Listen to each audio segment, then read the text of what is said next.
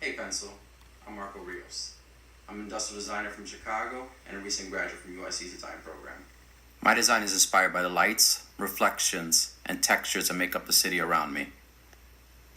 My goal for my design was to create a lifestyle shoe for the urban city runner. I like to start my design process by creating a brief for myself.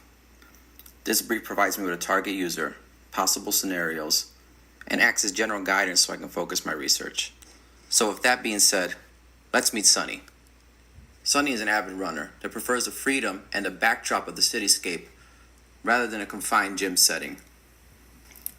Sunny's average run takes him through various levels of terrain and prefers the solitude that only early morning and late night runs can provide. With this brief in mind, I began the second step of my process. In this stage of the process, I like to create a physical mood board. This allows me to gather various materials ranging from magazine articles, photos, quotes, and anything else that I find thought-provoking or inspiring. The goal of the mood board is to get the conceptual juices flowing and help guide the next part of my process. During this stage of the process, I begin to create concept sketches, keeping things quick and loose and using post-its to generate multiple concepts. From those rapid ideations, then I take things up to a larger scale.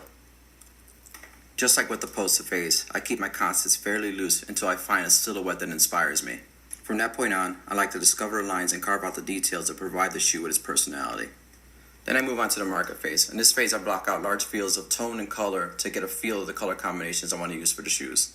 After everything is all blocked out, then I start to add the details and bold lines, giving the shoe its personality and presence. After this is all said and done, I began to narrow my focus between 2 to 3 solid concepts.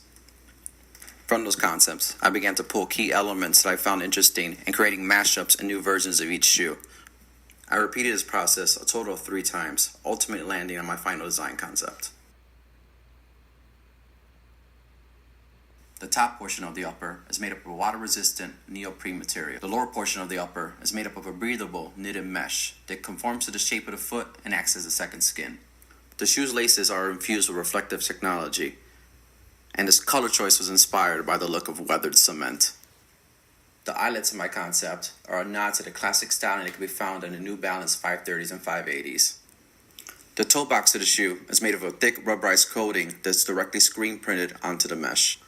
The coating is meant to provide added protection from any debris the runner may face while running through the city streets. Its look, along with its texture, is inspired by the blacktop streets you find in many cities.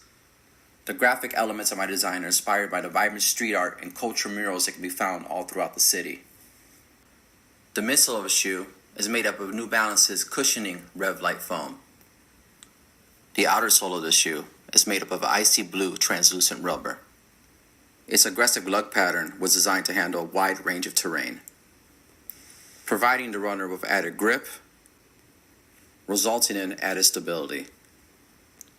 Style aside, safety and visibility were 2 of my major concerns.